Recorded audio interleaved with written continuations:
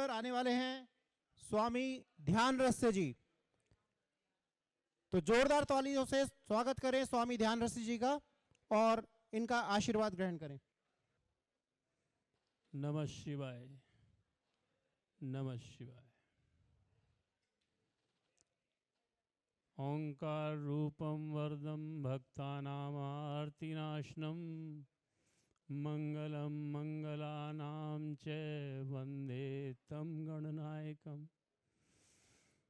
ओम विश्वेश्वराय नरकाणवतारणाय करुणामताय शेखरधारणाय कर्पूर कांति धलाय जटाधराय दारिद्र्य दुग्धनाय नमः शिवाय।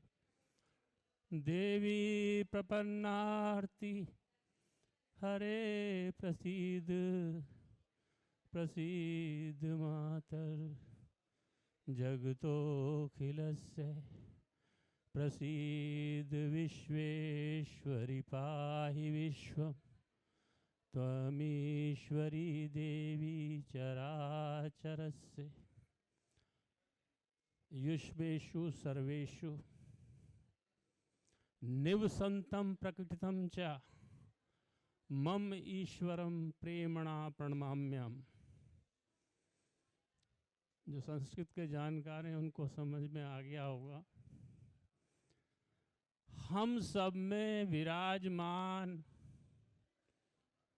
मेरे प्रभु को जो प्रकाशित हो रहे हैं, मेरा प्रेम भरा प्रणाम, नमन, वंदन, अभिनंदन। संस्कृत कम बोलने की कोशिश करूंगा क्योंकि अब दांत नहीं रहे तो दांत नहीं रहने पर उच्चारण गलत हो जाता है और देव भाषा का उच्चारण गलत हो तो उसको अपमान माना जाता है। सुबह से बड़ी चर्चाएं चली। अंक ज्योतिष, ज्योतिष, तंत्र, शगुन, राहु। ये राहु युग है, ये कलयुग यानी कर युग और कर युग यानी राहु युग। कोई बताएगा इस वक्त क्या समय हुआ है?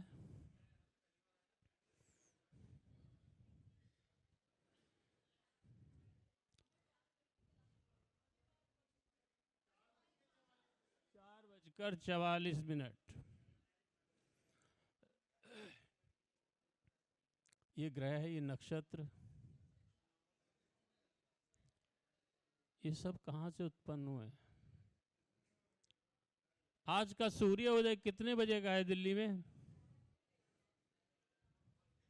7:14। विद्वान हो, देवज्ञ हो, कम से कम सूर्य उदय तो याद रखो। सुबह 7:14। आज की तिथि क्या है? पंचमी।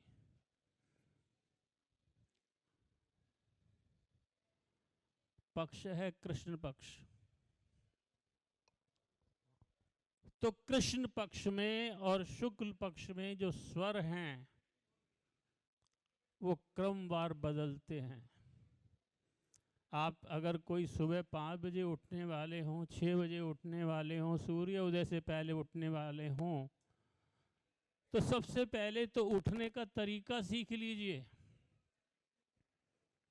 बड़ी सरल भाषा में कह रहा हूँ, बड़ी बात होती है, कुंडलनी जागृत है, ओरा को चेक करना है। अरे किसको चेक कर रहे हो? पहले मैं अगर ये पूछूं कि इस वक्त आपकी कौन सी श्वास चल रही है तो कोई बताएगा?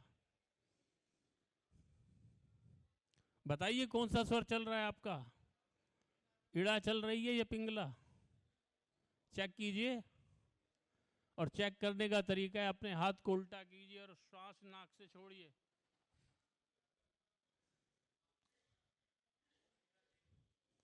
कौन सी श्वास चल रही है?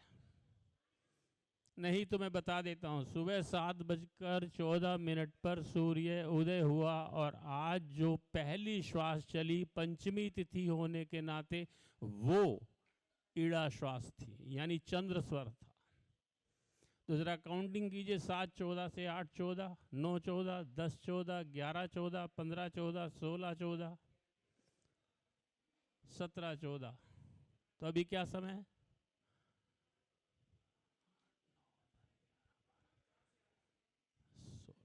9वां स्वर चल रहा है। तो 9वां स्वर फिर क्या हुआ? पहला ईड़ा पिंगला, ईड़ा पिंगला, ईड़ा पिंगला, ईड़ा पिंगला। तो इस वक्त आपका स्वर ईड़ा चलना चाहिए। जो स्वस्थ हैं उनका स्वर इस वक्त चंद्र स्वर चलेगा। तो शास्त्र कहता है कि शगुन शास्त्र ये कहता है कि सबसे बड़ी चीज है, आप कुछ नहीं जानते। आप जब सुबह उठते हैं तो सबसे पहले उठने से पहले बिस्तर पर लेटे लेटे चेक कीजिए कि आपका कौन सा स्वर, आजकल तो लोग नाड़ी कहने लगे, स्वर कौन सा चल रहा है। यदि आपका स्वर चंद्र स्वर चल रहा है यानी ईड़ा स्वर चल रहा है तो ईड़ा स्वर की करवट लेकर आप उठें। कुछ लोग सीधे उठते हैं, कुछ लोग उल्टे उठते हैं, कुछ लोग करवट लेके उठते हैं। पहला शगुन कि जब आप उसी स्वर में करवट से उठते हैं तो पहला शगुन आपका शुभ हो गया। दूसरा, दोनों हाथों को मलिए, अपने चेहरे पर मलकर उन हाथों का दर्शन कीजिए। और तीसरी बात, जब पृथ्वी पर आप अपने चरण रखने जा रहे हैं तो सबसे पहले वो चरण रखिए जो स्वर आपका चल रहा है। अब बात आती है कि कोई ज्योतिषी ने कोई कुछ नहीं पूछने वाला, किसको क्या बताएं, मगर देवज्ञों को ये मालूम होना चाहिए। हम जानते हैं दिशा शुरू होता है शुक्रवार, रविवार को पश्चिम दिशा में नहीं जाना चाहिए। सोमवार शनिवार को पूरब दिशा में नहीं जाने चाहिए। मंगलवार और बुधवार को उत्तर दिशा में नहीं जाना चाहिए और बृहस्पतिवार को दक्षिण दिशा में नहीं जाना चाहिए।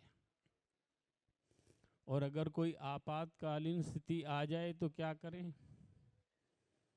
हमारे वेदों में, शास्त्रों में उसका भी निवारण दिया है कि आप दिन के हिसाब से क्या कार्य करके चलें।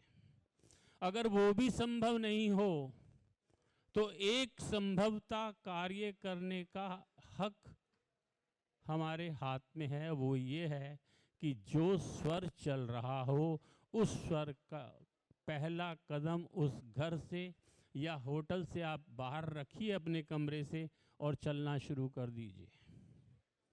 जो स्वर आप दान देते हैं, दान देते हुए कभी आपने महसूस किया कि दान दिया हुआ क्या फल देगा? जो स्वर चल रहा हो उस स्वर से आप दान कीजिए।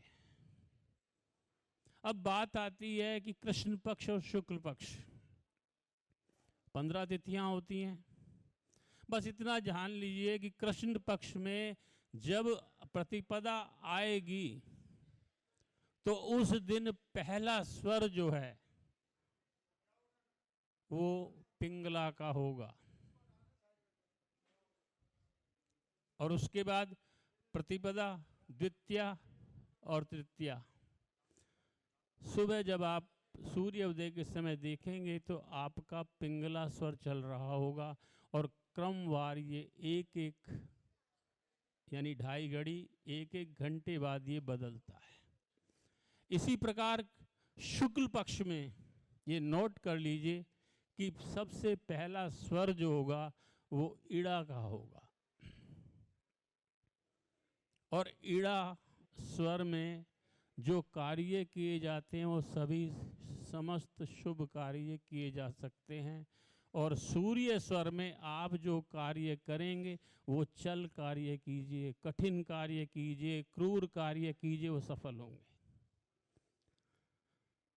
ये तो बात हो गई इसकी।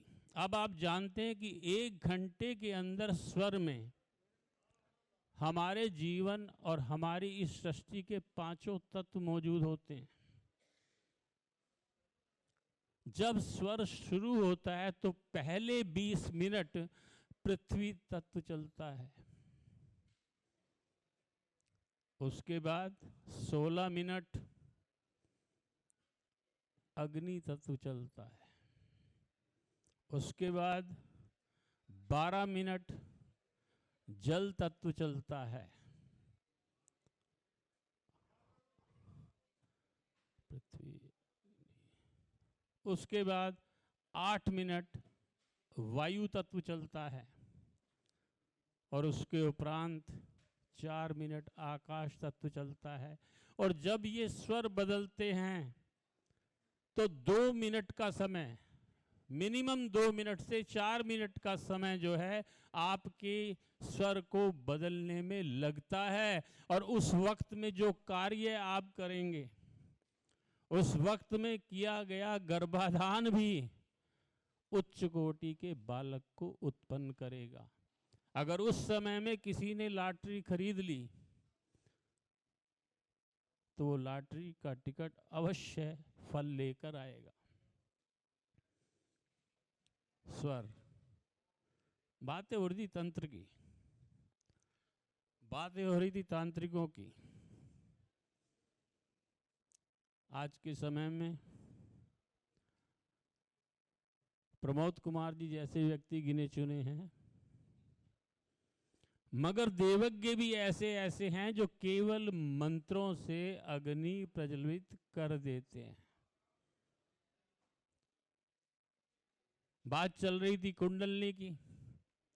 अब बड़े आनंद का विषय है कि आपको ये नहीं मालूम कि आपका कौन सा स्वर कहाँ चल रहा है, किस समय चल रहा है, पृथ्वी तत्व है या अग्नि तत्व है या वायु तत्व है। सूर्य स्वर का जो रंग है वो काला है और चंद्र स्वर यानी ईड़ा का जो रंग है वो श्वेत है।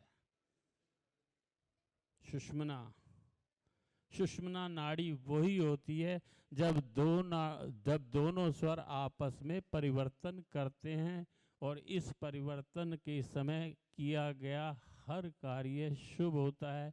और उस वक्त अवस्था ऐसी होती है कि आदमी बड़े असमंजस में रहता है।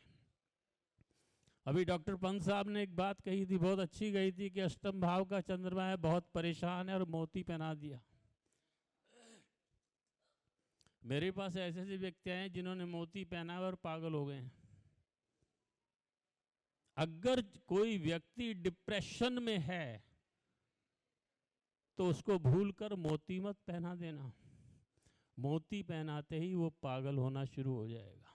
और आज बहुत अच्छा सूत्र दे रहा हूं आपको कि जो व्यक्ति डिप्रेशन में हो और संभव हो कि उसके आसपास ग्रीनरी हो तो उससे कहो भाई तू 1 घंटा किसी ग्रीनरी में जाके बैठ जा, पेड़ों को, पौधों को, फलों को, पत्तों को, चिड़ियों की चहचहाट को सुनता रहे। नाम नहीं बताऊंगा, मराठी फिल्मों की डायरेक्टर 10 साल से डिप्रेशन में थी और नींद की गोलियां खा खा के सोती थी। पता नहीं किससे नंबर मिला, फोन आया, क्या समस्या है? काम धंधा तो चौपट। जो आदमी नींद की गोलियां खा के सो रहा है, दिन और रात सो रहा है, वो क्या करेगा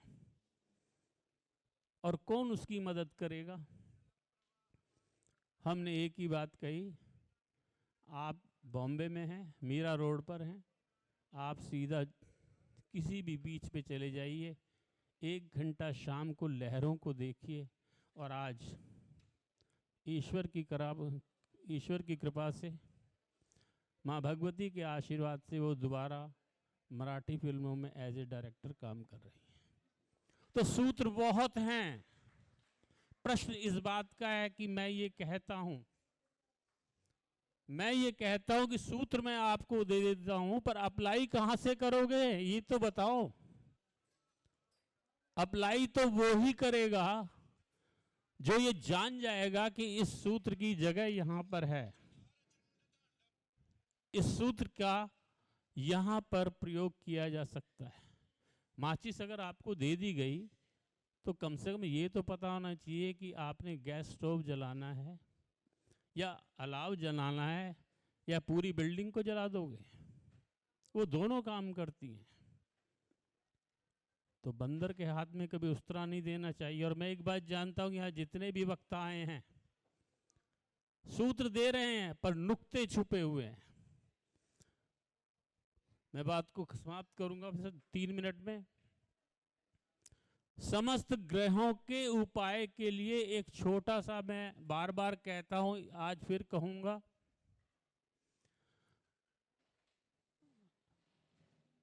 भगवान शिव ने मां पार्वती से कहा था, उस मंत्र को यदि 27 बार कोई भी व्यक्ति जप करता है तो 9 के 9 ग्रह उसके लिए शुभ फलदायी हो जाएंगे। मगर किसी भी नवरात्र में 9 दिन उसकी 27 बार जप करके रात्रि में उस मंत्र को सिद्ध कर लेना चाहिए। आज उस मंत्र को देता हूं और कुछ और मंत्र दूंगा।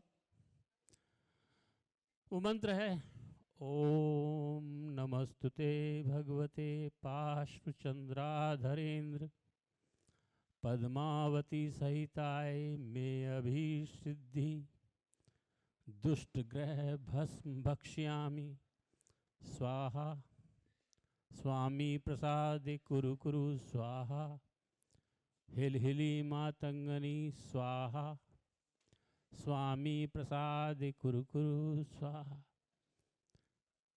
इस मंत्र का 27 बार जाप करने से 9 के 9 ग्रह 9 के 9 ग्रह आपके अनुकूल हो जाएंगे। पर शर्त एक और है, आपको अपना आचरण भी सही करना होगा, अपना व्यवहार भी सही करना होगा, आपको सत्यनिष्ठ होना पड़ेगा। क्योंकि जो देव देना जानता है वो इस शरीर के ऊपर जो चमड़ी है ना उसको उतारना भी जानता है। लोग कहते हैं कि हमारे पास तो लोग आते ही नहीं है, शक्ल देख के चले जाते हैं।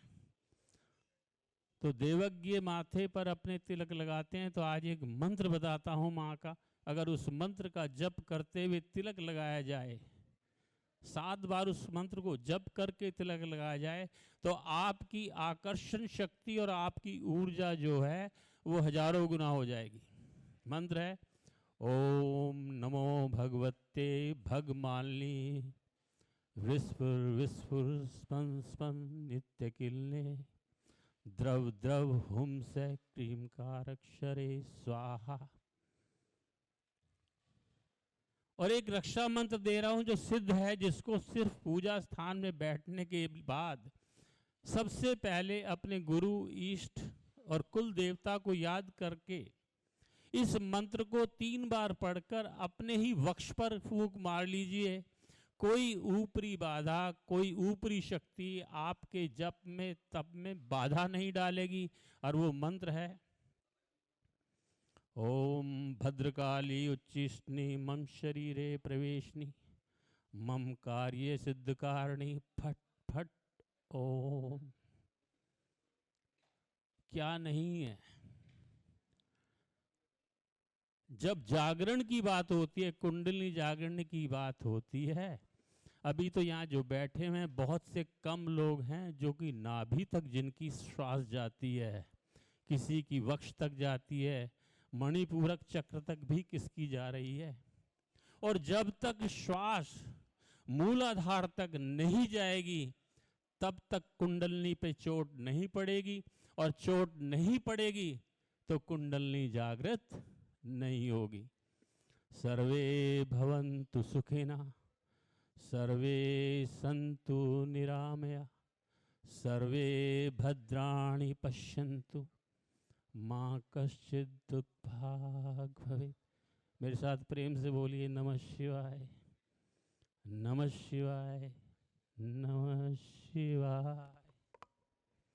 मेरी तरफ से आप सभी को वंदन, अभिनंदन, स्वागत और यहाँ आने के लिए बहुत बहुत धन्यवाद। मेरा और मेरे समस्त गुरुओं का आशीर्वाद आप तक पहुँचे। कल्याणमस्तु, शुभम भवतु। खुश रहिए, स्वस्थ रहिए, मस्त रहिए, मौज लो, रोज लो और ना मिले तो खोज लो।